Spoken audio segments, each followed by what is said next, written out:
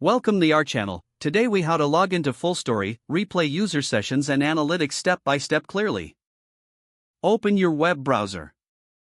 Navigate to the FullStory website. Locate the login button at the top right corner of the home page. Click on the login button. You will be directed to the login page. Enter your email address associated with your FullStory account in the designated field. Next, input your password in the password field.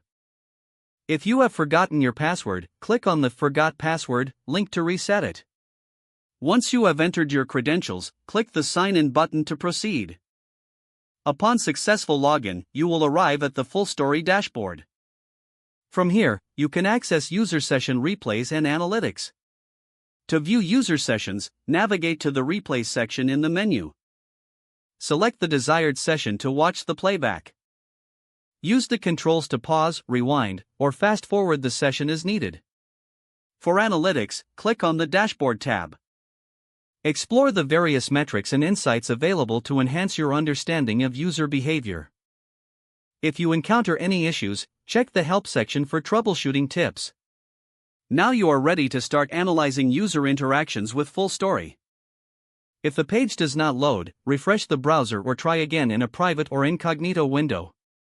Make sure you are using the correct email address, then retype it carefully to avoid small typos. If your password is not accepted, use the reset option and create a new strong password you can remember. Check your spam folder for verification or security emails, then complete any requested confirmation steps.